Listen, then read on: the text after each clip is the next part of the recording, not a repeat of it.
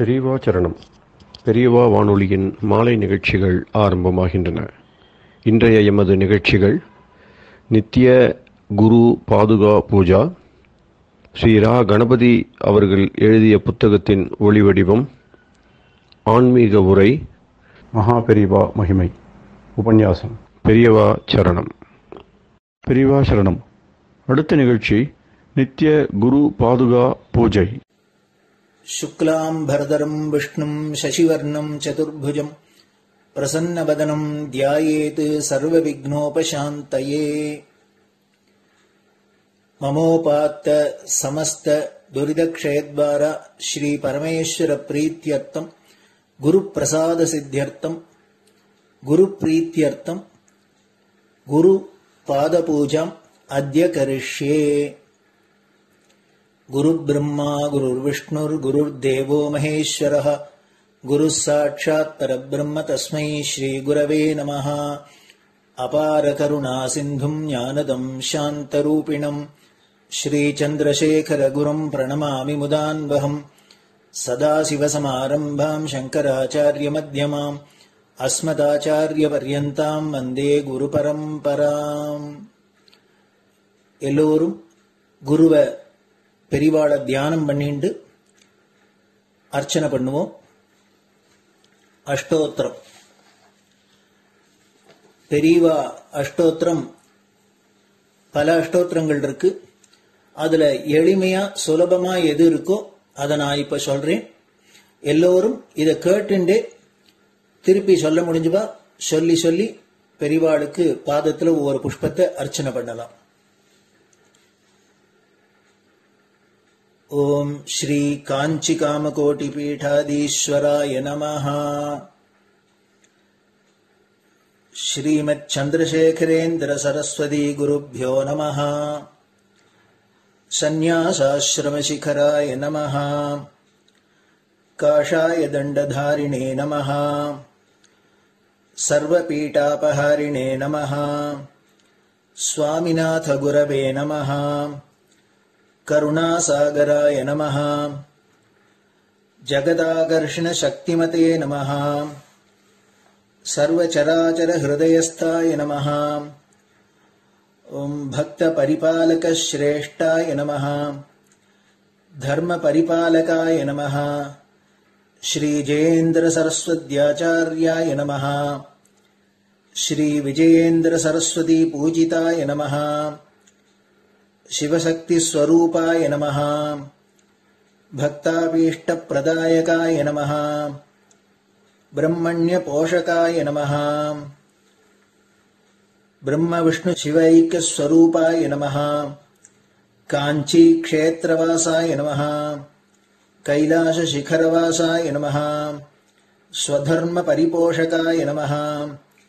चातुर्वर्ण संरक्षकाय नमः। लोकरक्षण संकल्पाय नमः। ओम ब्रह्मनिष्ठापराय नमः। सर्वपापहराय नमः। धर्मरक्षक संतुष्टाय नमः। भक्तार्पितधन स्वीकर्त्रे नमः। सर्वोपनिषत् सारज्ञाय नमः। सर्वशास्त्रगम्याय नमः। सर्वलोक पितामहाय नमः। भक्ताभीष्ट प्रदायकाय नमः। ब्रह्मण्य पोषकाय नमः। नानाविध पुष्पार्चितपदाय नमः। रुद्राक्ष क्रीडधारिणे नमः। भस्मोद्दोलित विग्रहाय नमः। सर्वज्ञाय नमः। सर्वचराचर व्यापकाय नमः। अनेक शिष्य परिपालकाय नमः। मनश्चाञ्चल्य निवर्तकाय नमः। अभयहस्ताय नमः। भयापहाय नमः। यज्ञपुरुषाय नमः। यज्ञानुष्ठान रुचिप्रदाय नमः। यज्ञसम्पन्नाय नमः। यज्ञसहायकाय नमः। यज्ञफलदाय नमः। यज्ञप्रियाय नमः। उपमानरहिताय नमः। स्फटिक तुलसी रुद्राक्ष हारधारिणे नमः। चातुर्वर्ण समदृष्टये नमः। ऋग्यजुस्साम अथर्वणादि चतुर्वेद संरक्षकाय नमः। தட்சிணாமூர்த்தி ஸ்வரூபாய நமஹ. ஜாக்ரத் ஸ்வப்ன சுஷுப்தி அவஸ்தாதீதாய நமஹ. கோட்டி சூரிய துல்லிய தேஜோமே ஷரீராய நமஹ. சாது சங்க சம்ரக்ஷகாய நமஹ. அஸ்வகஜ கோபூஜா நிர்வர்த்தகாய நமஹ. குருபாதுக பூஜா துரந்தராய நமஹ. கனகாபிஷிக்தாய நமஹ. ஸ்வர்ண பில்வதள பூஜிதாய நமஹ. சர்வஜீவ மோக்ஷதாய நமஹ. மூக வாக்தான நிபுணாய நமஹ. நேத்ர தீக்ஷாதானாய நமஹ. द्वादशलिंग स्थापकाय नमः. गान रसप्रियाय नमः. ब्रह्मज्ञानोपदेशकाय नमः. सकलकलासिद्धिताय नमः. चातुर्वण्यपूजिताय नमः. अनेकभाषा संभाषण कोविताय नमः.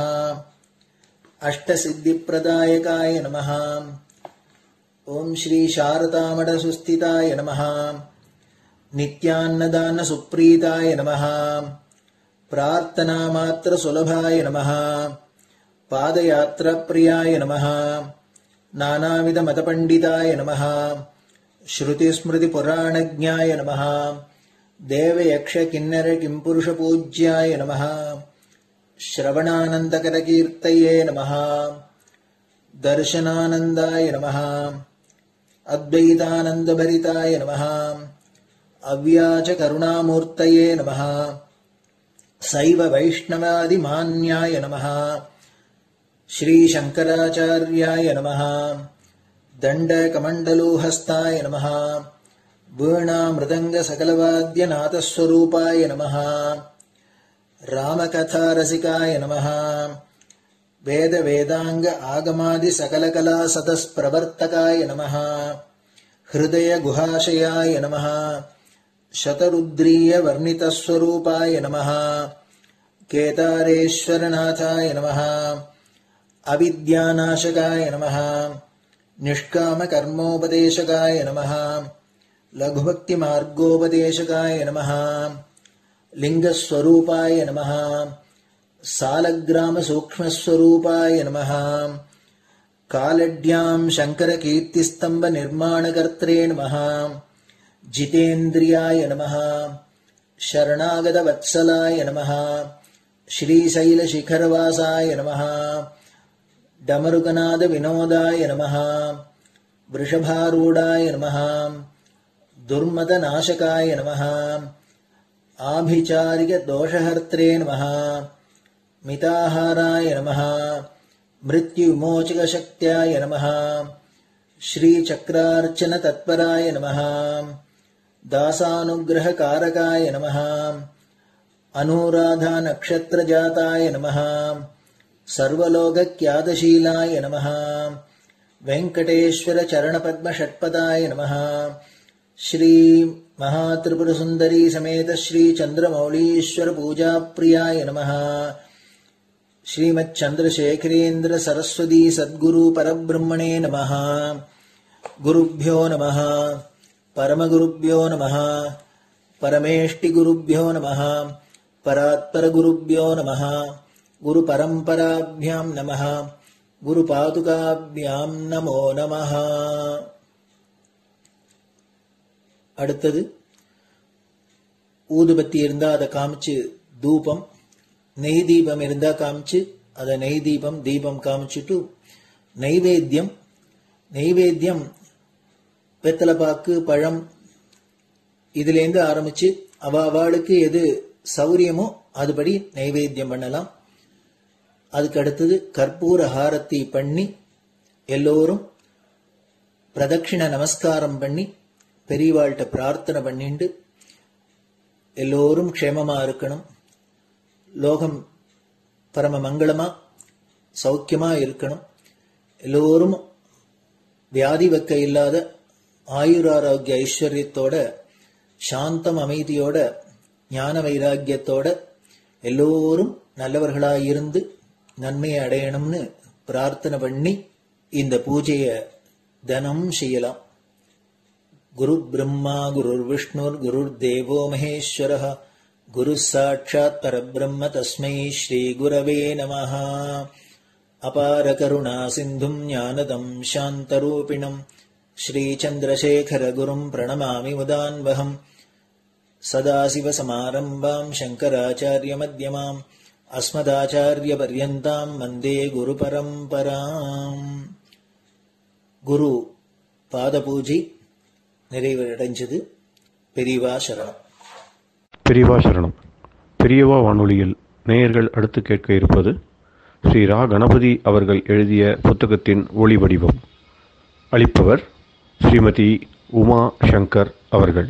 தேனினும் இனிய சொல்லான் தீச்சுடர் மேனி கொண்டான் ஊனுயிர்க்குயிரதான ஒன்றினைக் கலந்து நின்றான் ஏனினிக் கவலை நெஞ்சே இன்றுனக் அருள் செய்தான் இஞ்ஞானவான் காமகோட்டி நாதனை நம்புவோமே. ஜே ஜே சங்கர ஹரஹர சங்கர. மகாபிரியவாளின் உபன்யாசங்களை ரா கணபதி அண்ணா தெய்வத்தின் குரல் என்ற பெயரில் 7 பாகங்களாக தொகுத்து அளித்ததின் 7ஆம் பாகத்தின் அடுத்த பகுதி விநாயகரும் தமிழும். விநாயகரும் மாணிக்க வாசகரும். தேவாரம் பாடிய மூவரை பற்றி விக்னேஸ்வர சம்பந்தமாக இவ்வளவு.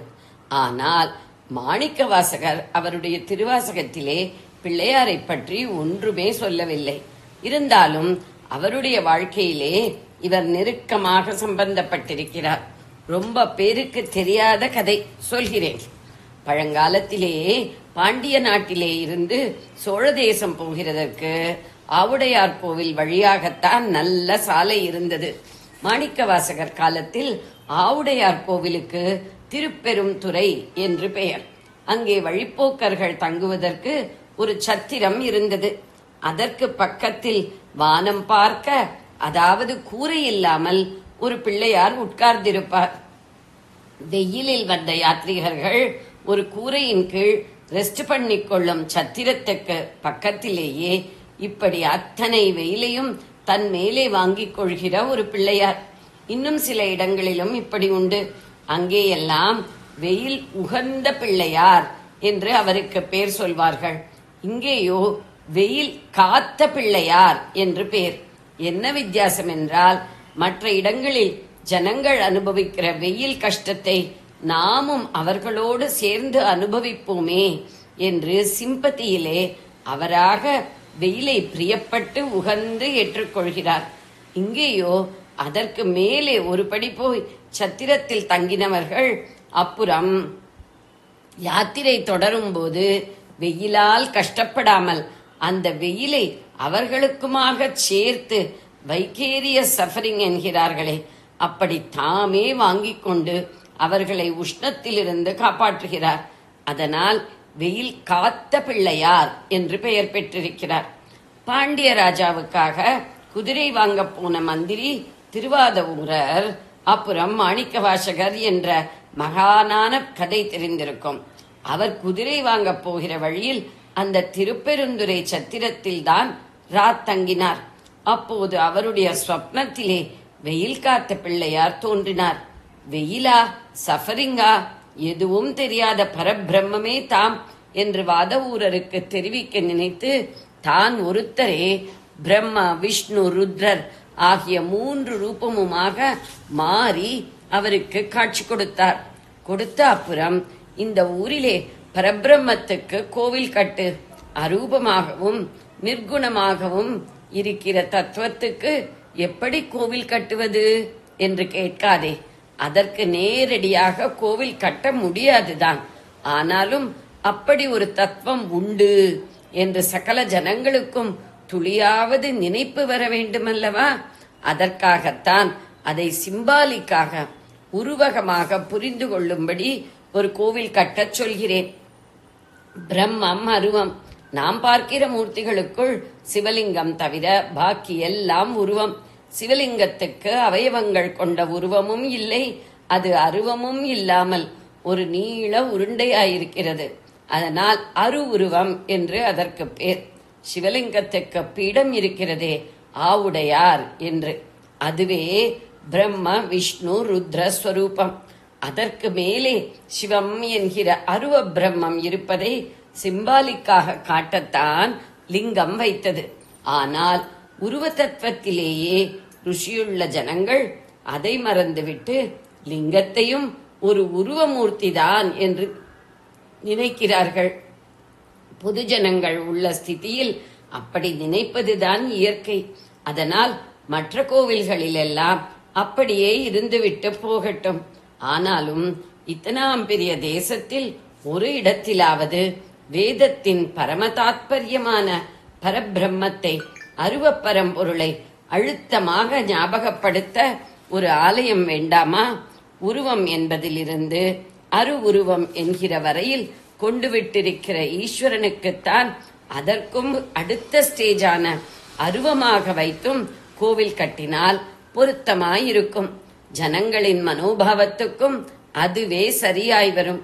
ஆனபடியால் நீ இங்கே ஆவுடையாரை மட்டும் மூலஸ்தானத்தில் வைத்து அதற்கு மேல் லிங்கம் பிரதிஷ்டை பண்ணாமல் காலியாகவே விட்டு கோவில் கட்டு. காலி என்பதால் சூன்யமில்லை. அதுதான் நம் இத்தனை ஜீவாத்மாக்களுக்கும் மூலம் என்று ஜனங்களுக்கு புரிவிப்பதாக அதற்கு ஆத்மநாத சுவாமி என்று பெயர் வை. நான் சொன்னேனே என்று இப்பவே காரியத்தில் இறங்காதே. இங்கே ஒரு குருந்த மரத்தின் கீழே என் தகப்பனார் குரு ஸ்வரூபத்தில் வந்து ஆத்மாவை நீ அனுபவத்தில் தெரிந்து கொள்ளும்படியாக, அதாவது நம்முடைய ஆத்மா பரபிரம்மே என்பதை நீ அனுபவமாக அறியும்படி உபதேசிப்பார். அதற்கப்புறமே ஆலய நிர்மாணம் பண்ணு என்று சொல்லிவிட்டு பிள்ளையார் மறைந்து விட்டார். இப்படி ஒரு ஆணை சொன்னதன் மேல்தான் குதிரைக்கான பணத்தில் மாட்டுக்கு கோவில் எழும்பிற்று. ஆ உடையார் என்பது மாடுதான், பரமேஸ்வரனின் ரிஷபம். ஆ மாடு, உடையார் என்றால் சுவாமி. கோவில் கல்வெட்டுகளில் பார்த்தால் சுவாமி என்பதற்கு தமிழ் வார்த்தையாக உடையார் என்றே போட்டிருக்கும்.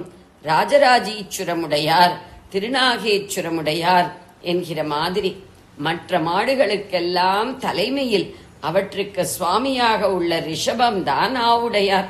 மற்ற ஊர்களில் அந்த ரிஷபத்தின் மேலே லிங்க ரூபத்தில் பரமேஸ்வரன். ஜீவாத்மாக்களான அத்தனை பசுக்களுக்கும் உடையாரான பசுபதி மாட்டு ஜாதி பசுபதியான ஆவுடையார் மேலே உட்கார்ந்திருப்பார். பிள்ளையார் சொன்னபடியே அப்புறம் பிராமண குருவாக ஈஸ்வரன் வர அவரிடம் வாத ஊரர் உபதேசம் பெற்றுக்கொண்டு ஆவுடையாரை மட்டும் வைத்து கோவில் கட்டினார். ஞானானுபூதி பெற்றவுடனேயே அவருக்கு மணி மணியாக திருவாசகம் பாட வந்ததால் மாணிக்க வாசகர் என்ற புது பெயரும் உண்டாகிவிட்டது. அரூப சுவாமி. ஆவுடையார் மட்டுமே மூலஸ்தானத்தில் இருந்ததால் ஜனங்கள் அந்த திருப்பெரும் துறைக்கும் ஆவுடையார் கோவில் என்று புது பெயர் வைத்து விட்டார்கள். அம்பாளும் அங்கே அரூபம்தான். இவர் ஆத்மநாதர் என்றால் அவள் யோகாம்பிகை.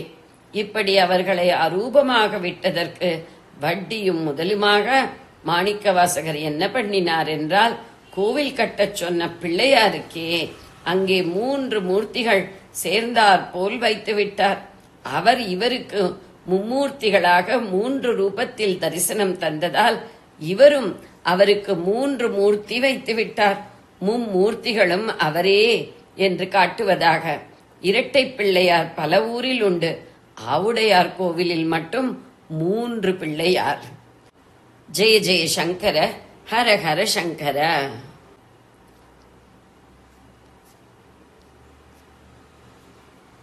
பெரியவா சரணம்.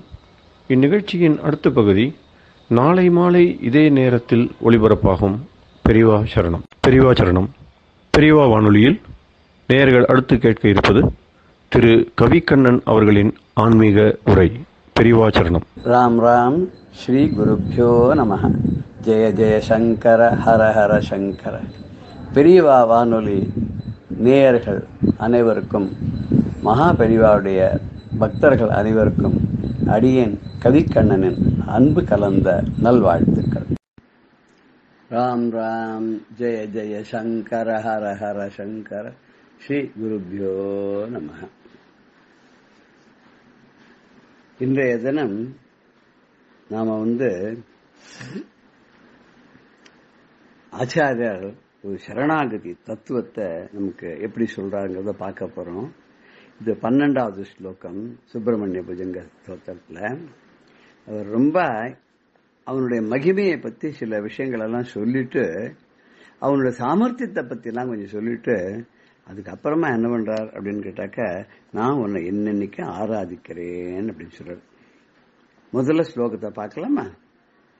விதௌ கிளுப்த தண்டான் ஸ்வலீலாதிருதாண்டான் நிரஸ்தேவ சுண்டான் திஷத்காலதண்டான் ஹதேந்திராரிஷண்டான் ஜகத்ராணசௌண்டான் சதா தே பிரச்சண்டான் ஷயே பாகுதண்டான். விதௌ கிளுப்த தண்டான் ஸ்வலீலாதிருத அண்டான் நிரஸ்தேப சுண்டான் நிரஸ்த இப சுண்டான் த்விஷத் காலதண்டான் ஹத இந்திராரி ஷண்டான் ஜகத் திராணசௌண்டான் சதா தே பிரச்சண்டான் ஸ்ரயே பாகுதண்டான் அப்படின்னு அவனுடைய கரங்களுடைய மகிமையை சொல்லி அந்த அவனுடைய 12 கரங்களையும் அப்படியே ஆராதிக்கிறார். அவன் 12 கையன் இல்லையா, நமக்கு 2 கை தான், அவனுக்கு 12 கை. ஏன்னா அடியாளுக்கு அருளை கொடுத்து மாளாது ஒரு கையால 2 கையால, அதனாலதான் 12 கையோட இருக்கான். இதுல எப்படி அந்த மகிமையை சொல்றாருன்னு பாப்போமா? முருகன் பிரம்மாவுடைய தலையிலேயே ஒரு குட்டு குட்டிட்டானாம். ஒரு சமயம் பிரம்மா பரமேஸ்வரனை பார்க்க போகும்போது வழியில முருகப்பெருமான் விளையாடிட்டு இருந்தார். முருகனும் பிள்ளையாரன்னு வச்சுப்போமே. என்ன பண்ணினார் இந்த பிரம்மான்னா, ரொம்ப அலட்சியம், எல்லாம் சின்ன குட்டிகள் தானே, இது என்ன அப்படின்னு சொல்லிட்டு கண்டுக்காத மாதிரி பரமேஸ்வரனை பார்க்கறதுக்கு போறாரு.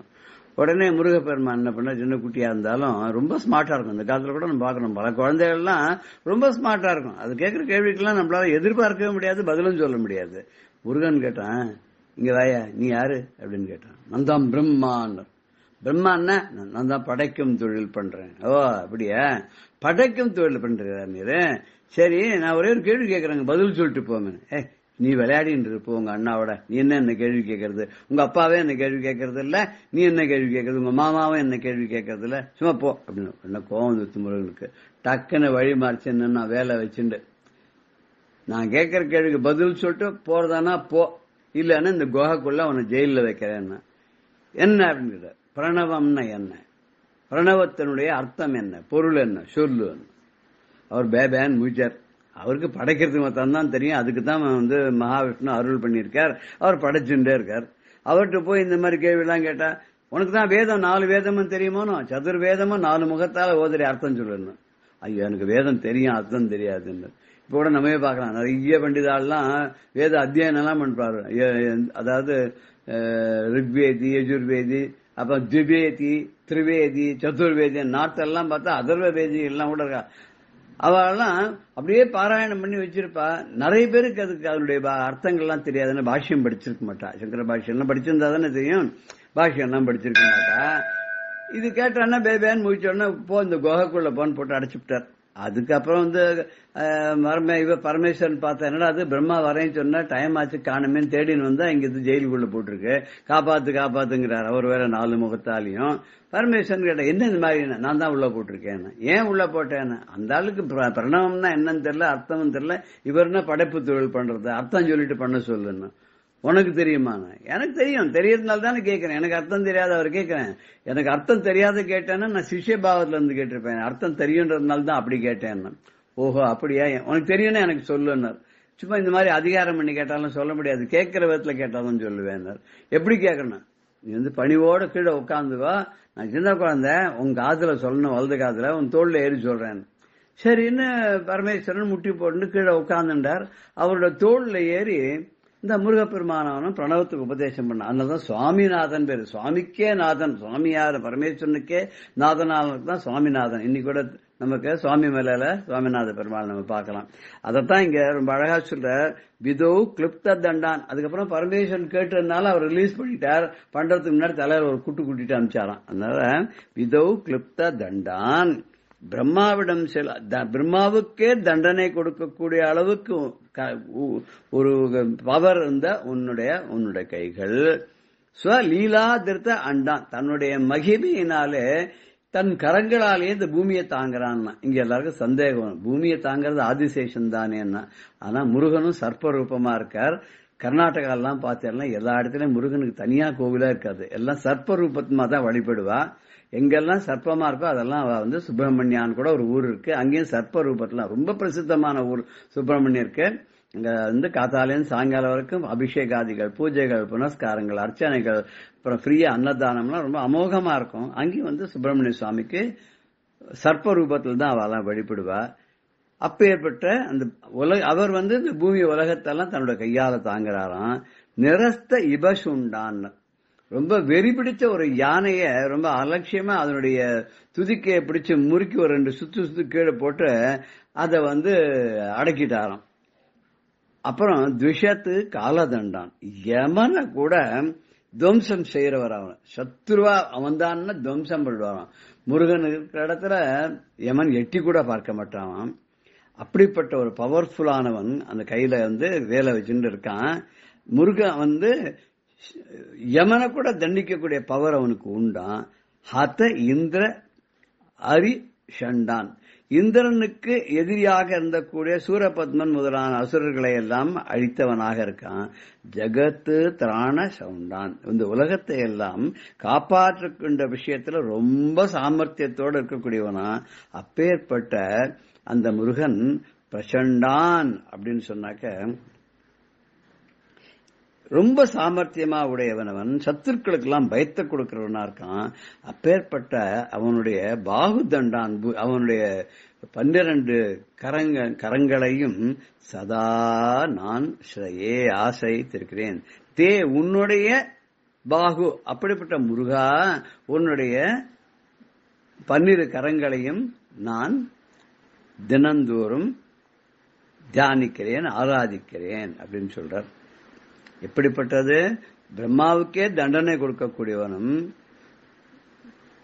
ரொம்ப சாமர்த்தியமா அலட்சியமா தன்னுடைய கையில உலகத்தை தாங்கிறவனும், ஒரு மதம் பிடித்த யானையை அடக்கியவனும், காலனுக்கே பயத்தை உண்டு பண்ணக்கூடியவனும், இந்திரனுடைய எதிரிகளான சூரபத்மன் முதனார்களை அழித்தவனும், இந்த உலகத்தை காப்பாற்ற பக்தர்களை காப்பாற்றுவதிலே சாமர்த்தியம் உடையவனும், சுயமாக பிரகாசிக்கிறவனும், சத்துருக்களுக்கெல்லாம் பயத்தை உண்டு பண்ணக்கூடியவனான ஹே முருகா உன்னுடைய கரங்களை நான் தியானிக்கிறேன் சொல்றார். நாமும் அந்த முருகனுடைய கரங்களை தியானித்து அவனுடைய அருளை பெற்று என்றும் இன்பமுடன் குறையின்றி நிறைவுடன் வாழ்வோமாக. ராம் ராம், ஜெய ஜெய சங்கர, ஹர ஹர சங்கர. பெரியவா சரணம். இந்நிகழ்ச்சியின் அடுத்த பகுதி நாளை மாலை இதே நேரத்தில் ஒளிபரப்பாகும். பெரியவா சரணம். பெரியவா சரணம். அடுத்த நிகழ்ச்சி மகா பெரியவா மகிமை உபன்யாசம். வழங்குபவர் பிரம்மஸ்ரீ கணேச சர்மா அவர்கள். அபார கருணா சிந்தும் ஞானதம் சாந்தரூபிணம் ஸ்ரீ சந்திரசேகரகுரும் பிரணமாமி உதான்வகம். காஞ்சி மகா பெரியவாளை பல பேர் பலவிதமாக அனுபவிச்சுருக்கா. அதில் போர்கினிங்கிற ஒரு பக்தர் எப்படி ஜோதி ஸ்வரூபமாக பெரியவாளை உபாசிக்கிற தன்னோட அனுபவத்தை நம்மளோட பகிர்ந்துட்டார் அப்படிங்கிறத பார்த்தோம். அதே மாதிரி இன்னொரு அடியாருக்கும் எப்படி திடீர்னு வந்து பார்த்தவருக்கு ஜோதி ஸ்வரூபமாக தெரிஞ்சா அப்படின்லாம் பார்க்குறோம். இது மாதிரி பல பேருக்கு பல நிகழ்ச்சிகள் நடந்திருக்கு. அவளுக்கு எப்படி கீழே விழுந்தவாளுக்கு காலே ரொம்ப ஃப்ராக்சர் ஆகிருக்கு, என்னமோ ஆகிருக்கு, ஸ்மேஷ் ஆகிருக்கு அப்படின்னு நினச்சவாளுக்கு ஒன்றும் இல்லாத ராத்திரி படுத்துட்டு கார்த்தால ஏந்துன்னா சர்வசகஜமாக ஏந்துன்னு நடமாடுறாப்பில் இருந்து அப்படிங்கிறதுலாம் பார்க்குறோம். இதை போல் பல பேருக்கு பலவித அனுபவங்கள், அதில் பல வித்தியாசங்களும் இருக்கும். அவளுக்கு ஏத்தாப்பில் அந்த அனுகிரகமும் இருக்கும். சாம்பமூர்த்தி சிவாச்சாரியர் அப்படின்னு ஒரு பெரிய சிவாகம திலகம், அவர் சென்னையில் காளிகாம்பாள் கோவில் அப்படிங்கிற இடத்துல பெரிய பிரதான அர்ச்சகராக இருக்கிறவர்.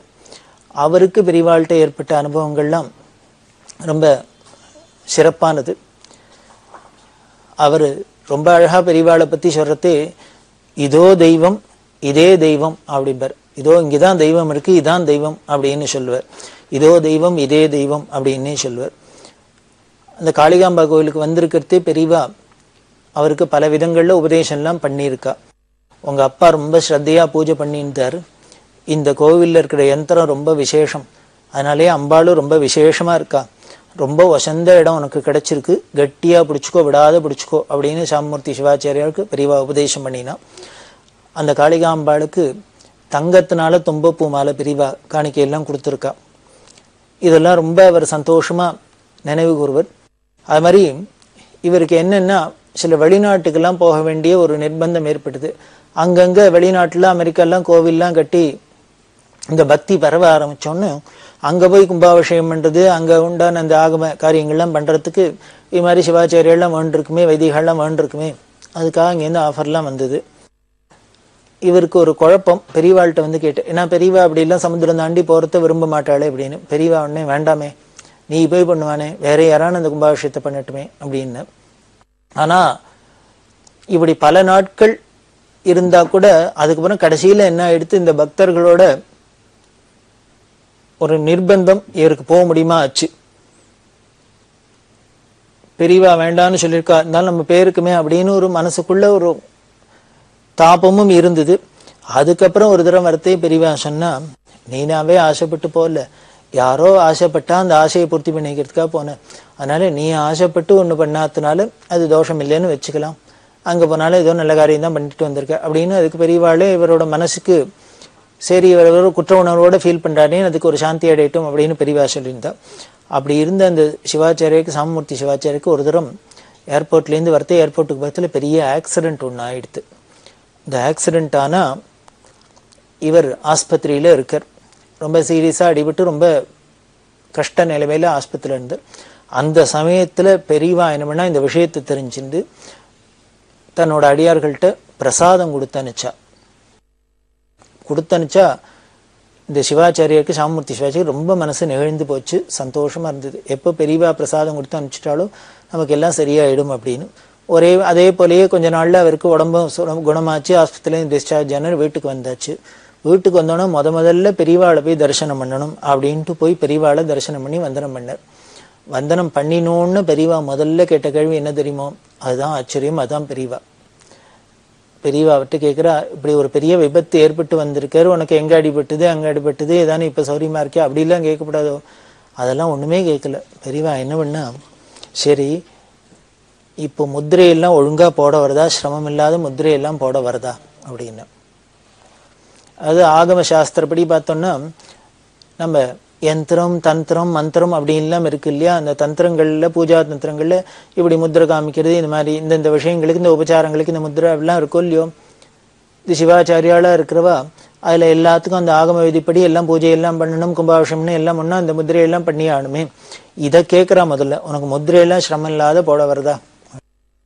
இதை நினைச்சு அவர் நெகிழறார்.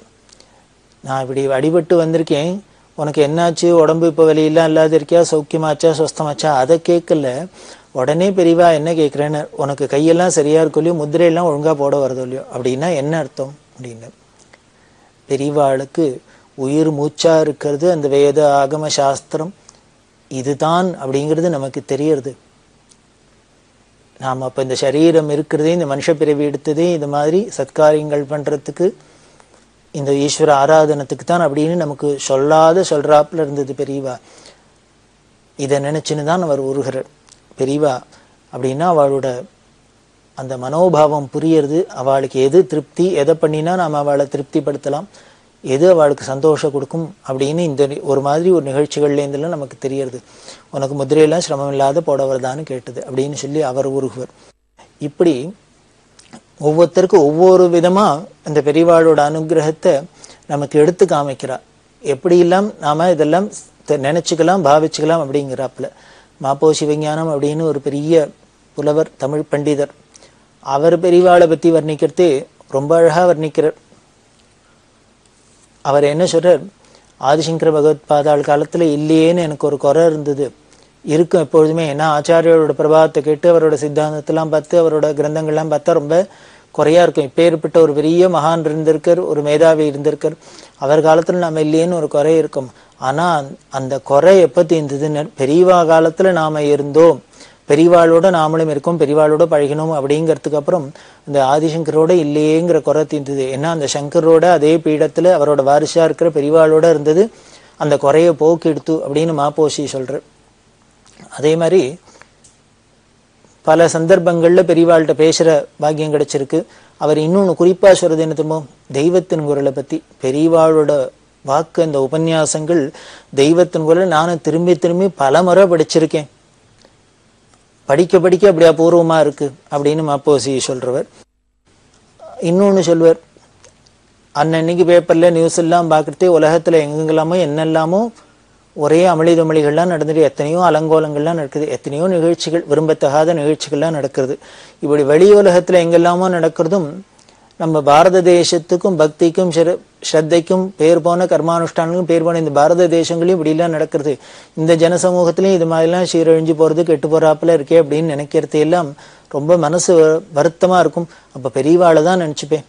இதுக்கெல்லாம் ஒரே மருந்துன்னா பெரியவா மாதிரி இருந்தாதான் உண்டு, பெரியவா தான் இதுக்கெல்லாம் ஒரு வழி பண்ணணும் அப்படின்லாம் பெரியவாளை நினைச்சுப்பேன் அப்படின்லாம் அவர் ஆச்சரியமா சொல்லுவார். இன்னொரு பக்தர்ல ரொம்ப பெரியவாள்கிட்ட ரொம்ப அபிமானம் வச்சிருந்த திருமுருக கிருபானந்த வாரியார். அந்த கிருபானந்த வாரியார் பெரியவாளை வர்ணிக்கிறதே விவரிக்கிறதே ரொம்ப அழகாக வர்ணிப்பார். ஊனினை சுருக்கி உள்ளொளி பெருக்கி அப்படின்னு சொல்ற மாணிக்க வாச்சகர். ஊனினை உருக்கி உள்ளொளி பெருக்கி அப்படின்னா என்னன்னர், நம்மளோட இந்த சரீரத்தை உருக்கிறதுனால இந்த சரீர பாவம் போக போக உள்ளுக்குள்ள இருக்கிற இந்த ஆத்ம பிரகாசம் ஏற்படுறது. அதனால உள்ளொளி பெருக்கி அப்படின்னு சொல்ற, ஊனினை உருக்கி உள்ளொளி பெருக்கி அப்படிங்கிற. தாய்மானவனு சொல்ற, ஞானம் அல்லது கதி கூடுமோ அப்படிங்கிற, ஞானம் இல்லாத யாருக்கானும் கதி மோட்சம் கிடைச்சிருமா அப்படின்னு சொல்றார். அப்பேற்பட்ட இந்த பரம ஞான மூர்த்தியே காஞ்சி மகாபெரிவா அந்த ஊனினை உருக்கி உள்ளொளி பெருக்கி அப்படிங்கிறதுக்கு உதாரணமா ஏத்தாப்புல இருந்தா. அப்படியே மெலிஞ்ச சரீரம், ஆனா அவளோட அந்த கண்ணு பார்வையும் அந்த காந்த சக்தியும் அவளோட அந்த வாக்விலாசமும் வர்ணிக்க முடியாத ஒரு வர்ணனைக்கு அப்பாற்பட்டது அப்படின்னு சொல்ற. அவளோட திருமுகத்திலேருந்து ஞானத்தையும் சொட்டின்ண்டே இருக்குமா எப்பொழுதும். அதே மாதிரி அவ திருவாக்கு எப்படி இருக்குன்னு வேதமனம் கமழ்ந்துட்டே இருக்குமா. அந்த வேத நெறியை தவிர அவ வாக்குல வேற ஒண்ணும் வந்து கிடையாது. வேதமனம் கமழற வாக்கு, அப்படியே ஞானத்தையும் சொற்ற திருமுக மண்டலம் அப்படின்லாம் வர்ணிக்கிறவர். அப்படி இருக்கிற வாரியாருக்கு பெரியவாளை தரிசனம் பண்ணும் அப்படின்னு ஆசை. ஒரு தரம் சொல்லி அனுப்பிச்சார். பெரியவா என்ன பண்ணிட்டா, வரவேண்டான்னு சொல்லுவார் அப்படின்னு விட்டா. அவர் வரவேண்டாம் அப்படின்னு விட்டா. இது வாரியார் சுவாமிகளுக்கு கொஞ்சம் வருத்தமாவே இருந்தது. ஏன் பெரியவா நம்மள வரக்கூடாதுங்கிறா? நமக்கு இந்த யோகிதை இல்லையா, இல்லை நமக்கு என்ன இந்த தகுதி இல்லையா, என்ன தோஷமா, ஏன் பெரியவா நம்மள பார்க்க வேண்டான்னு வர வேண்டான்னு சொல்றாளே அப்படின்னு அவருக்கு மனசுல பொதுவாகவே மனுஷ சுபாவம் மாதிரி பலவிதமானலாம் நினைக்க தோணும் போது இப்படிலாம் நினைச்சிருந்தது. இருந்தாலும் என்ன பண்ணார், ஒரு தரம் துணிஞ்சு என்ன ஆனாலும் சரி வந்து பார்த்துருது அப்படின்ட்டு பெரியவாள்கிட்ட வந்தார். வந்தவர் பெரியவாளை தரிசனம் பண்ணோன்னு அப்படியே புலகாங்கிதம் அப்படியே சாஷ்டாங்கமா விழுந்து நமஸ்காரம் பண்ணினு. இதை நமஸ்காரம் பண்ணினோன்னு பெரியவா சொன்னா, அதுக்கு தான் இவரை வர வேண்டான்னு சொன்னேன் அப்படின்னா. இதுக்காக தானே நான் வர வேண்டான்னு சொன்னேன் அப்படின்னா. ஒருத்தருக்கும் ஒன்றும் புரியல, வாரியார் சுவாமிகளுக்கும் புரியல. உடனே பெரியவா சொல்றா, நீங்க கழுத்துல சிவலிங்கம் கட்டின்னு கேளலையோ அப்படின்னா. அவர் கழுத்திலேயே சிவலிங்கம் கட்டின்னு இருப்பார். இப்படி கழுத்துல சிவலிங்கத்தை கட்டின்னு கேட்டு பூஜார்கமான அந்த சுவாமியை சிவலிங்கத்தை கட்டின்ட்டு இப்போ என் எதிர்க்க தரையில விழுந்து நீங்க நமஸ்காரம் பண்றீள். அது தரையில படுறாப்புல இருக்கு. நீங்க இங்க வந்தா என்னை பார்த்தா நமஸ்காரம் பண்ணுவேள்னு தெரியும். அப்படி பண்றதே இந்த சிவலிங்கம் தரையில படும் கீழே படும்ங்கிறதும் தெரியும். அதனால்தான் உங்களை வர வேண்டாம் அப்படின்னு சொன்னேன். ஆனா நீங்க வந்துட்டு இந்த சிவலிங்கம் தரையில பட முடியுமா ஆயிடுது அப்படின்னு சொன்னோன்னு இப்பதான் வாரியார் சுவாமிகளுக்கு புரிஞ்சுது. ஓ, நம்மள பெரியவா ஏன் வர வேண்டாம்னு அவாய்ட் பண்ணினா பார்க்க வேண்டாங்கிறதுக்கு இப்பதான் காரணம் வந்துது. நாம ஏதோ மனுஷ மனசுல ஏதோ கற்பனை பண்ணிக்கிறோம், நமக்கு யோகிதை இல்லையா தகுதி இல்லையா, நமக்கு ஏன் நம்மளை பார்க்க கூடாதா அப்படின்லாம். ஆனா பெரியவாளோட பாவம் எப்படி இருக்கு அப்படிங்கிறது இப்பதான் புரிஞ்சுது அப்படின்ட்டு அவர் அதை ரொம்ப மனசு நெகிழ்ந்து சொல்றார். பெரியவாளுக்கு இருக்கிற அந்த பக்தியை என்னன்னு சொல்றது, யாரோ ஒருத்தர் கழுத்துல ஒரு லிங்கத்தை கட்டியிருந்தா கூட அதை கூட எப்படி பூஜிதையா வச்சுக்கணும், அது கீழப்படப்படாது, இப்படி எல்லாம் பெரியவா பாக்குறா அப்படின்னு சந்தோஷப்பட்டுட்டார். அதுலேருந்து அதுக்கப்புறம் பல சந்தர்ப்பங்கள் திருப்பி திருப்பி வராப்பிலே இருந்தது, வந்து தரிசனம் பண்ணிட்டு இருக்கார்.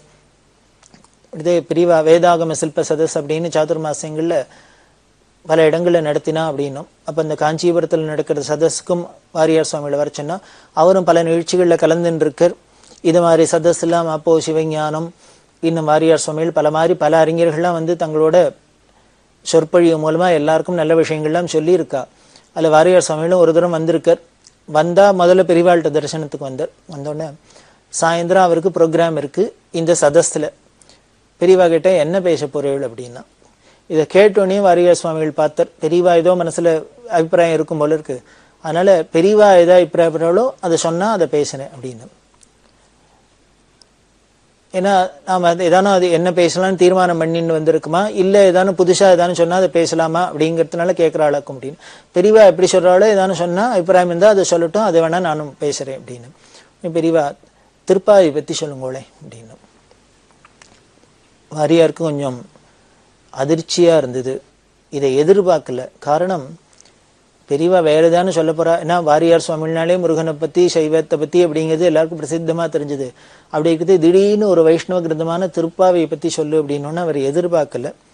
உடனே பெரியவா சிரிச்சுனே கேட்டா, ஏன் அதை சொல்லாமல்லு அப்படின்னா, இல்ல எனக்கு அவ்வளவா அதுல பரிச்சயம் இல்லை, நான் பெரியவா ஆசைப்படுறா சொல்றதுக்கு முயற்சி பண்றேன் அப்படின்னு. உடனே பெரியவா சிரிச்சுனே சொல்றா, உங்களுக்கு அதுல பரிச்சயம் வரணுங்கிறதுக்காக தான் நான் சொன்னேன், பேச சொன்னேன் அப்படின்னு சொல்லிட்டு அப்போ வாரியார்ட்ட சொல்றா, எல்லா சம்பிரதாயத்திலையும் எல்லா மதத்திலையும் எத்தனையோ நல்ல விஷயங்கள்லாம் சொல்லியிருக்கா, எத்தனையோ மகான்கள்லாம் கொட்டியிருக்கா. அதனால நாம ஏதோ ஒரு சம்பிரதாயத்தை சார்ந்திருக்கோம் அப்படின்னால அதுலேயே கான்சென்ட்ரேட் பண்ணணும். அதுல ஒரு அதாவது ஏகாகிர பக்தி அப்படிங்கிற பேர்ல நாம மற்றதெல்லாமும் கோட்டை விட்டுறக்கூடாது. வேற எங்க எது இருந்தாலும் எதை பத்தி சொன்னாலும் அது நம்மளோட அந்த இஷ்ட தெய்வத்தை பத்தி தான் அப்படிங்கிற அளவுக்கு நமக்கு பரந்த ஒரு மனப்பான்மை வரணும், பாவம் வரணும். அது உலகத்துக்கு தெரியணும், அது உங்க மூலியமா தெரியணும் அப்படிங்கிறதுக்காக தான் இங்க வாரியார் சுவாமிகள்னாலே முருகனை பத்தி திருப்புகழை பத்தி தேவாரத்தை பத்தி அப்படின்லாம் இருக்கிறதையும் தாண்டி இவர் இன்னும் வைஷ்ணவ கிரந்தங்களா இருக்கட்டும் எதுவா இருந்தாலும் அதுல உள்ள நல்லதெல்லாம் சொல்லக்கூடியவர் அப்படின்னு உலகத்துக்கு ஒரு பெரிய முன்னுதாரணமா இருக்கணுங்கிறதுனாலதான் உங்களை வைஷ்ணவத்திலையும் பரிச்சயம் பண்ணிக்கணும், அதையும் சொல்லணும், திருப்பாவையிலேருந்து ஆரம்பிக்கணும்னு ஆசைப்பட்டேன் அப்படின்னு. அவர் அதை சொல்லி ரொம்ப நெகிழ்ந்து போறார். பெரியவாளோட பரந்த நோக்கத்தையும் பரந்த விசாலத்தையும், அதாவது ஞானம் வந்துருச்சுன்னா இதுதான் ஞானம், எல்லாம் சர்வமும் ஒண்ணுதான் அப்படிங்கிறதுல தான் இருக்குமே. குறுகிய நாம ஒரு வட்டத்துக்குள்ளேயே இருந்துட்டு இதையே பிடிச்சுன்னு கொக்குக்கு ஒன்னே மதிங்கிறாப்புல தான் பிடிச்ச மயிலுக்கு 3 கால் அப்படின்னு ஒரு வாதம் பண்றாப்புல இருந்ததுன்னா இது ஒரு ஏகாகிர பக்தியோடலாம் சேர்ந்ததும் இல்லை, ஒரு வரட்டு புடிவாதம் ஜம்பம் அப்படின்னு வேணா வச்சுக்கலாம். நிச்சயம் ஒரு ஞானியா இருந்தா மகான்களா இருந்தா தெளிஞ்சவாளா இருந்தா இப்படி எல்லாம் இருக்காது இந்த பாவம், இதை தாண்டி தான் இருக்கும். அது எப்படி இருக்குன்னு பெரியவாளுக்கு இருக்கலாம் இருக்கும். அதனால்தான் பெரியவாள்கிட்ட வைஷ்ணவாளா இருக்கட்டும், ஸ்மார்த்தர்களா இருக்கட்டும், சைவர்களா இருக்கட்டும், இஸ்லாமியர்களா இருக்கட்டும், கிறிஸ்தவர்களா இருக்கட்டும், எந்த மதம் எந்த ஜாதி எந்த சம்பிரதாயத்தை சேர்ந்தவாளும் பெரியவாள்கிட்ட அப்படி ஒரு பிரியத்தை காமிச்சிருந்தா பக்தி பண்ணியிருந்தான்னா அது காரணம் ஞானஸ்வரூபமா இருந்தது. அப்படி இருக்கிற அந்த ஞானமயமான மூர்த்தி தான் தட்சிணாமூர்த்தி அப்படிங்கிறோம், பரமேஸ்வரன் அப்படிங்கிறோம். சிவம்னாலே என்ன மங்களம், ஞானம் தானே. அப்ப ஏற்பட்ட சிவஸ்வரூபமா இருந்தா ஞானஸ்வரூபமா இருந்தா பெரியவா அப்படின்னு தெரியறது. இதை வாரியார் சுவாமிகள் தன்னோட வாழ்க்கையில ஒரு பெரிய விஷயமா கருதுற. பெரியவாள்னாலதான் இப்படி எல்லாம் ஒவ்வொருத்தருக்கும் வழிகாட்ட முடியும், அதனால்தான் அவ ஜெகத்குருன்னு இருக்கா, ஜெகதாச்சாரியாளா இருக்கா அப்படின்னு அவர் கொண்டாடுற. அப்படி இருக்கிற பெரியவா ஒவ்வொரு சமயத்துல ஒவ்வொருத்தருக்கும் எப்படி எதாவது தேவை அப்படின்னு பார்த்து பார்த்து அனுகிரகம் பண்றதுல பெரியவாளுக்கு பெரியவா தான் பீடாத விதியா இருந்த காலத்துல பல்லாக்கெல்லாம் போயிருந்தா. ஆரம்ப காலத்துலாம் பல்லாக்கிலையும் போயிருந்தா, அதுக்கப்புறம் அதையும் விட்டுட்டு நடந்தே போறது இப்படி எல்லாம் இருந்தது. இந்த பல்லாக்கு தூக்கிறதுக்குன்னு உடையார்பாளையம் அப்படிங்கிற இடத்துல இருந்து போகிகள் அப்படின்னு பல பேர்லாம் இருந்தா. அது பெரியவாளுடைய கூடயே இருப்பா, மடத்திலேயே இருப்பா. அந்த குடும்பம் எல்லாமும் இன்னமும் பல குடும்பங்கள்லாம் காஞ்சிபுரத்துல இருக்கு. அது பல குடும்பங்கள் இருந்து அதுல தேஞ்சு போய் ஒரு சில குடும்பங்கள் இருக்கு. பெரியவா தன்னோட அந்த பீடாவிதி பொறுப்பையும் விட்டுட்டு தான் பல்லாக்குல போறதில்ல அப்படின்லாம் தீர்மானம் பண்ணிட்டு வாசம் பண்ணிட்டு இருக்கிறது புதுப்பிரிவான்னு சொல்லக்கூடிய ஜெயேந்திர சுவாமிகளை என்ன பண்ணார், அந்த போகிகளா இருந்து மடத்துல பல்லாக்கு தூக்கி கைங்கரியம் பண்ணவாளுக்கெல்லாம் இப்ப வேற ஒன்றும் பொழப்பு இல்லை அப்படிங்கிறதுனால அவ என்ன பண்ணினா புதுப்பிரிவா இவ எல்லாருக்கும் ஒரு லம்சம் அமௌண்ட் எல்லா குடும்பத்துக்கு கொடுத்து அவ ஏதோ ஒரு சௌக்கியமா ஒரு ஜீவனத்துக்கு ஏதோ சிரமப்படாத இருக்கணும், ஏன்னா குரு சேவை பண்ணியிருக்கா இத்தனை நாள் அப்படிங்கிறதுனால அவளுக்கு ஒரு சௌக்கியம் பண்ணி கொடுக்கணும் அப்படின்னு ஒரு பெரிய உயர்ந்த நோக்கத்துல அவளுக்கு சௌரியம் எல்லாம் பண்ணி கொடுத்துருந்தா. அப்படி இருந்த ஒரு குடும்பத்துல வெத்தபோகி அப்படின்னு சொல்லக்கூடியவர், குஞ்சுன்னு பேரு அவரோட பிள்ளை, கண்ணையா அப்படின்னு. அந்த கண்ணையாக்கு என்ன பண்ணார், வருமானம் போறல, அவருக்கு பொழப்புக்கு சில கஷ்டங்கள்லாம் இருந்தது. அப்போ ஒரு நாளைக்கு பெரியவாள்கிட்ட வந்து வருத்தப்பட்டு, பெரியவா என்ன பண்ணா, இப்போ தேனம்பாக்கம்ங்கிற இடத்துல இருக்கா. உடனே இந்த கண்ணையாட்ட சொன்னா, நீ ஒன்று பண்ணு, வேற ஒன்றும் உனக்கு பண்ண தெரியாது. இந்த தேனம்பாக்கம்ங்கிறது எப்படி இருக்கும்னா, இந்த சின்ன காஞ்சிபுரம் வரதராஜர் கோவில்லேருந்து தெற்க பின்னால போகணும். இந்த வேகவதின்னு ஆறு வரும், அதை தாண்டி போனா கிட்டத்தட்ட ஒரு 2 கிலோமீட்டர் தாண்டி உள்ளுக்குள்ளே இருக்கும். வெறும் அத்வானமா இருக்கும், ஒன்றும் இருக்காது. அந்த சிவாஸ்தானம்ங்கிற கோவில் இருக்கும், அதுக்கு பக்கத்துல சின்னதா ஒரு குடிசை மாதிரி இருக்கும், அதுல பெரியவா இருந்தா. இந்த சின்ன காஞ்சிபுரத்துல வரதராஜர் கோவில்கிட்ட இறங்கி எல்லாரும் நடந்து தான் போகணும். ஏதான ஜனசந்தடி வேணும்னா 2 கிலோமீட்டர் தாண்டி வந்தாதான் இருக்கும். ஒரு கடையா கண்ணியா ஊரா ஜனமா எல்லாமே இருக்கும். வரதராஜர் கோவில் வந்தாதான் இருக்கும். அப்படி ஒரு அமானுஷ்யமான ஏகாந்தமான இடத்துல பெரியவா இருந்ததுனால பெரியவாளையோ தரிசனம் பண்ணதுக்கு பல பேர் வந்துன்னு இருக்கா. அப்படி வந்தவாளுக்கு ஒரு திராகம் முகம் ஏதான ஒரு தீர்த்தம் சாப்பிடணும்னா கூட ஒன்றும் கிடைக்காத ஒரு இடமா இருந்தது. இந்த கண்ணையாவும் கஷ்டப்பட்டு இருக்கிறதுனால பெரியவா என்ன பண்ணா, நீ ஒண்ணு பண்ணு, இங்க பாக்குறதுக்கு ஜனங்கள்லாம் வரான், அவளுக்கு ஒரு தாகத்துக்கு எதுக்கு உபயோகமா இருக்கும், நீ ஏதானே இளநீ வச்சுன்னு வேணா வரு அப்படின்னா. இளநீ வாங்கி வச்சுன்னு வாசல்ல வச்சுன்னு நெல்லு. ஏன்னா வேற ஒன்றும் பெருசா கடைன்னு போட்டு ஒன்றும் பெரிய கேபிட்டல் போட்டு முதல் போட்டு பிசினஸ் பண்ண முடியாது. இளநீ வேணா வரு அப்படின்னா. சரி, பெரியவா சொன்னா சாமி சொன்னா பண்றேன் அப்படின்னு, எஜமான் சொன்னா பண்றேன் அப்படின்னு விட்டு ஒரு பெரிய பணக்காரர் வந்துட்டு அவர்கிட்ட ஒரு 100 இளநீ வாங்கி இவருக்கு கொடுன்னு. ஏன்னா முதல்ல ஏதாவது கேபிட்டல் போட்டு ஆரம்பிக்கணுமே. ஒரு 100 இளநீ வாங்கி சொன்னா அவ இளநீ கொடுத்தாச்சு. பெரியவா சொன்னா அந்த இளநீ விலை என்னன்னு கேட்டுக்கோ, அதுக்கு மேல 4 அணா வச்சுக்கோ, வச்சு லாபத்துக்கு வரும். ஒரு இளநீக்கு 4 வந்துச்சுன்னாக்க அதுல வர வியாபாரத்துல அன்னைக்கு வர வியாபாரத்துல நீ காலட்சேபம் பண்ணிக்கோ, இதையும் வச்சு பண்ணிக்கோ அப்படின்னு சொல்லி வச்சிருந்தா. இவர் அது மாதிரி பண்ணிகிட்டே இருக்கார். பண்ணினா ஒரு நாளைக்கு அப்புறம் கொஞ்ச நாள் கழிச்சு கூப்பிட்டு கேட்டா, வியாபாரம்லாம் ஆயின்னு இருக்கா, நன்னா ஆயின்னு இருக்கு அப்படின்னா. ஒரு நாளைக்கு எவ்வளவு இளநீ போகும் அப்படின்னா.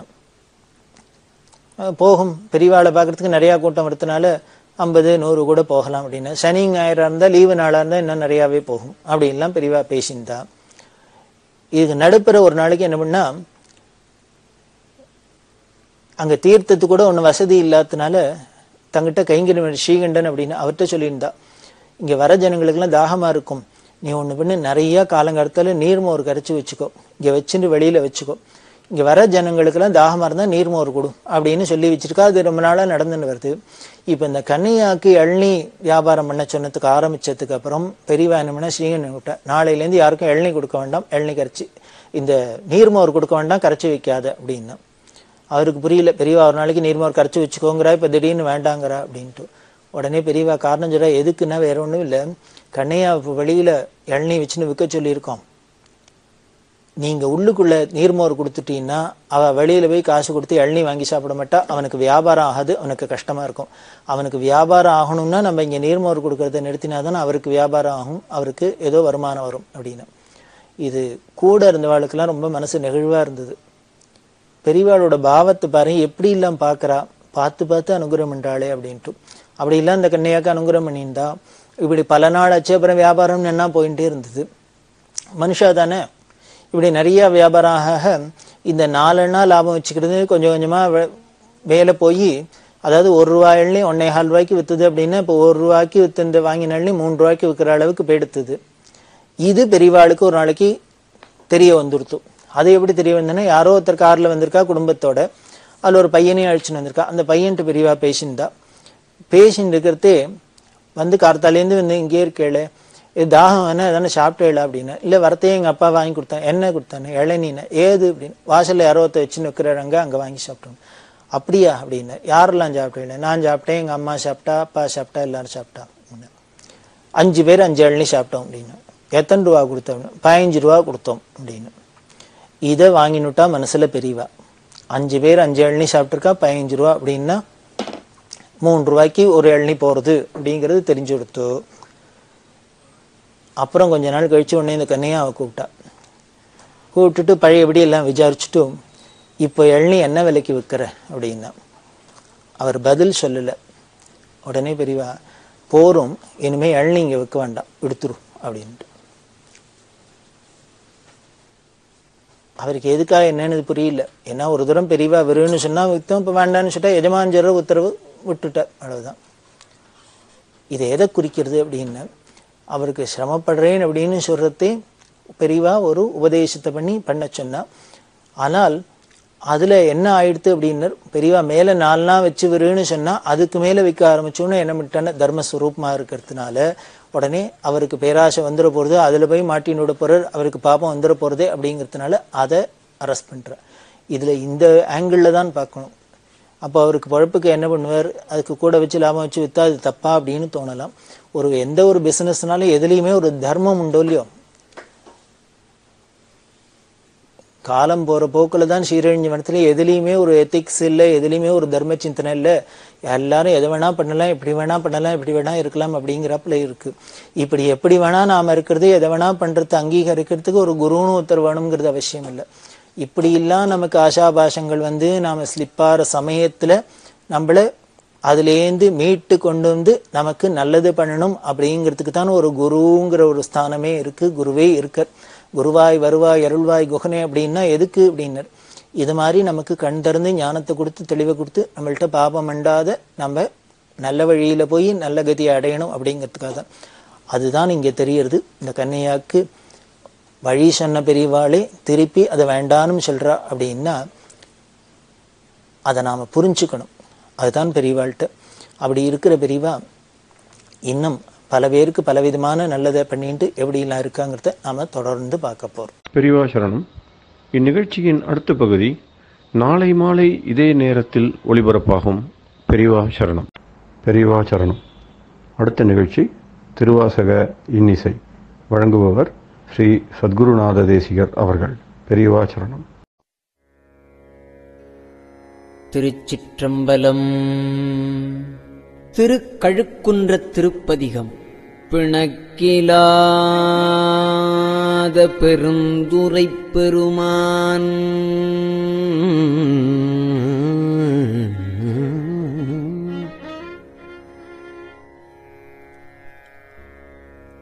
உன் நாமங்கள்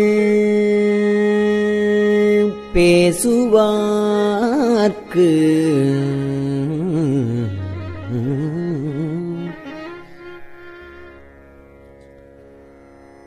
இணக்கிலாததோர் இன்பமே வரும்.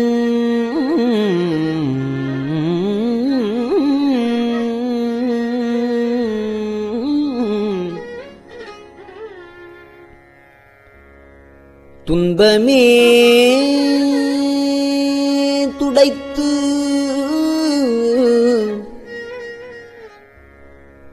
எம்பிரான்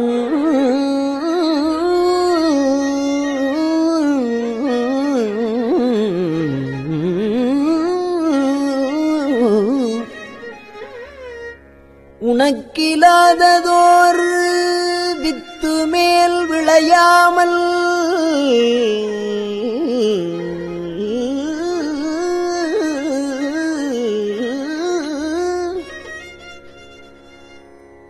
என் வினை ஒத்தபின் கணக்கிலா திருக்கோலம் நீ வந்து காட்டினாய். என் வினை ஒத்தபின்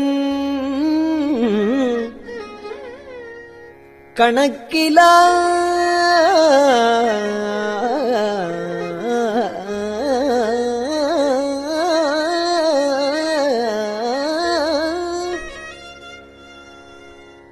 திருக்கோலம் நீ வந்து காட்டினாய். கழுக்குன்றிலே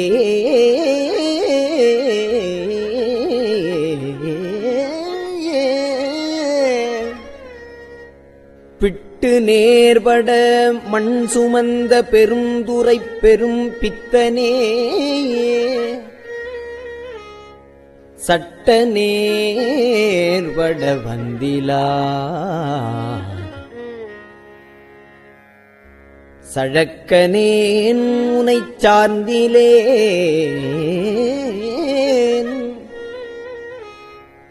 சிட்டனே சிவலோகனே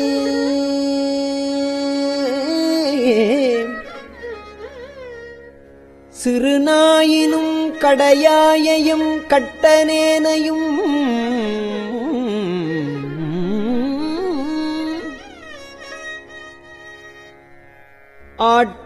ஆட்கொள்வான் வந்து காட்டினாய்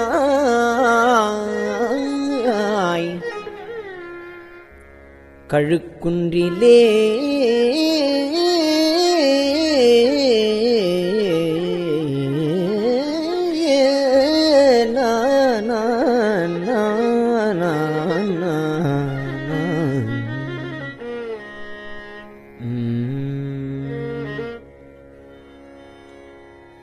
மலங்கினேன் கண்ணின் நீரை மாற்றி மலங்கெடுத்த பெருந்துரை விலங்கினேன் வினைகேடனேன் இனி மேல் விளைவது அறிந்திலேன் இலங்குகின்ற நின் சேவடிகள் இரண்டும் வைப்பிடமின்றியே கலங்கினேன் கலங்காமலே வந்து காட்டினாய் கழுக்குன்றிலே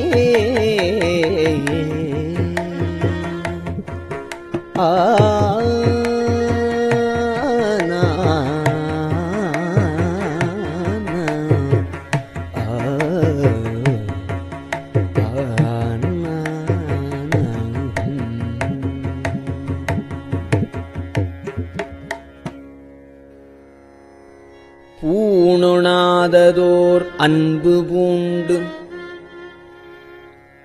பொருந்தி நாள்தோறும் போற்றவும் நாணொணாததோர் நாணம் எய்தி நடுக்கடலுள் அழுந்தினான்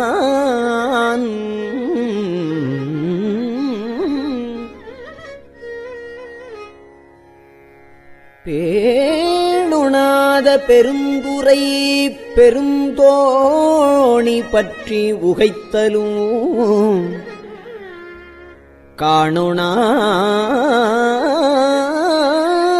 திருக்கோலம் நீ வந்து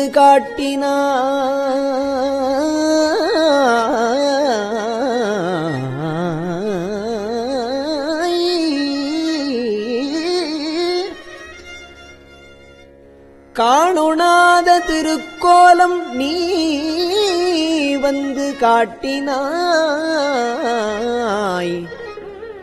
கழுக்குன்றிலே திருக்கோலம் நீ வந்து காட்டினாய்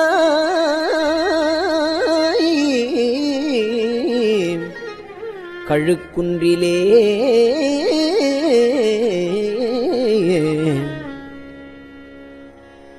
கோலமேனி வராகமே கோலமேனி வராகமே கோலமேனி வராகமே குணமா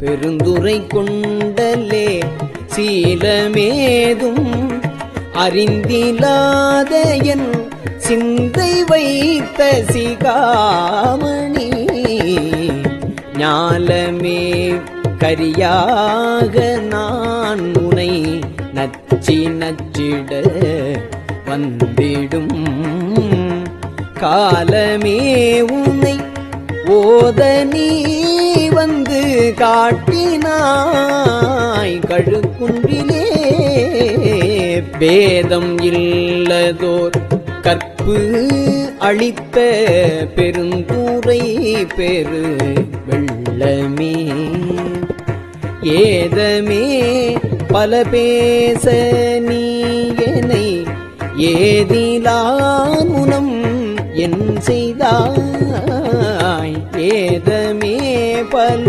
பேச நீ என்னை ஏதிலாமுனம் என் செய்தாய் சாதல் சாதல் பொல்லாமை அற்ற தனிச்சரன் சரணா என காதலால் உனை போத நீ வந்து காதலால் உனை போத நீ வந்து காட்டினாய் கழுக்குன்றிலே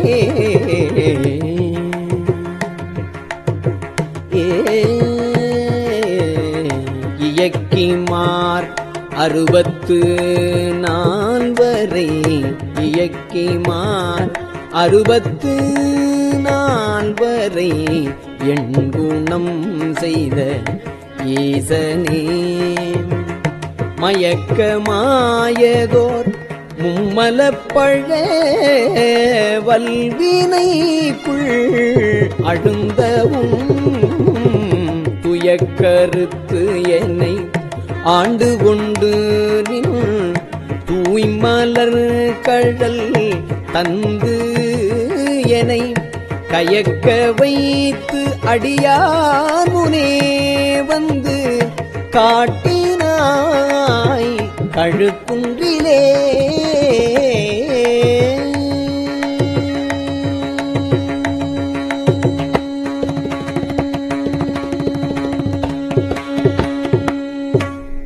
திருச்சிற்றம்பலம்.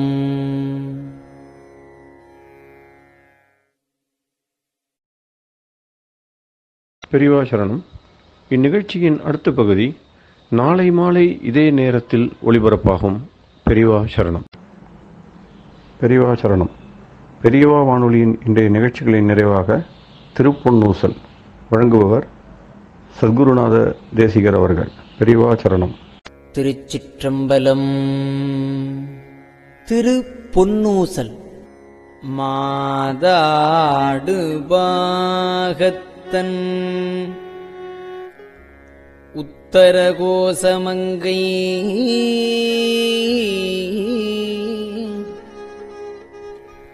தாதாடு கொன்றை சடையான் அடியாருள்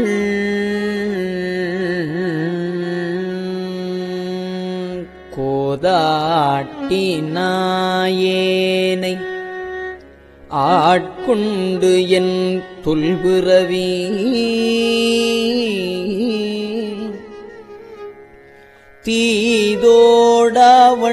தீதோடாவண்ணம் திகழ பிறப்பருப்பான் காதாடு குண்டலங்கள் பாடி கசிந்து அன்பான்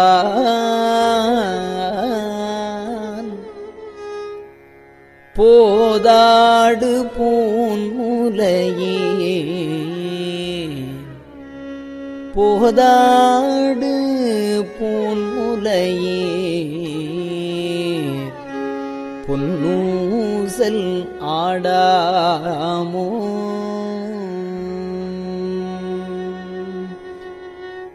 திருச்சிற்றம்பலம். கஞ்சிவய காமாட்சி தன் குழந்தாய் சங்கரரே கஞ்சிவய காமாட்சி தன் குழந்தாய் சங்கரரே குரு சந்திரசேகரரே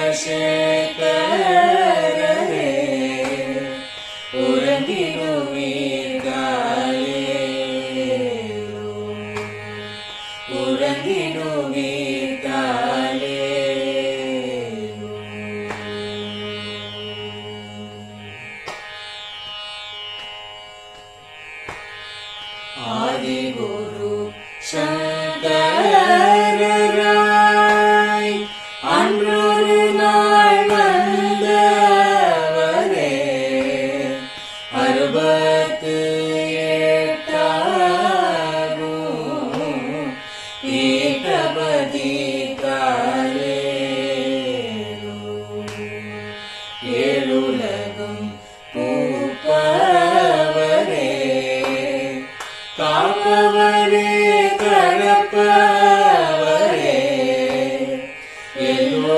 யாக்கும் அருள்பவரே உலகிடுவீர்காரே அயனுடனே மாலவனோ தேடிய பொற்பதத்தவரே அருமறைகள் சாற்றும் முயல் மலர்பதமே காலே முக்தி நிலை எய்திடவே சக்தி தரும் சத்குருவே முக்தி நிலை எய்திடவே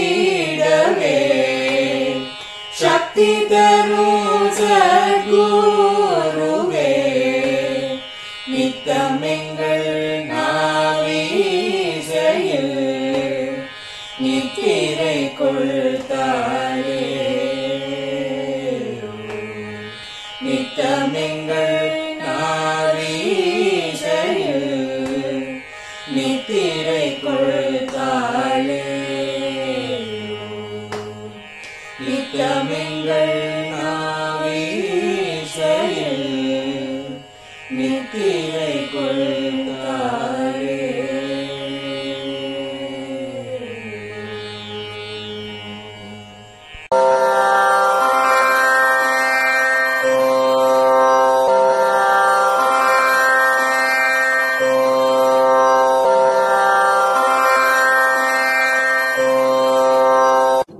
பெரியவா சரணம். பெரியவா வானொலியின் மாலை நிகழ்ச்சிகள் இத்துடன் நிறைவடைகின்றன. எமது அடுத்த ஒளிபரப்பு நாளை காலை இந்திய நேரப்படி 6 மணிக்கு துவங்கும். பெரியவா சரணம்.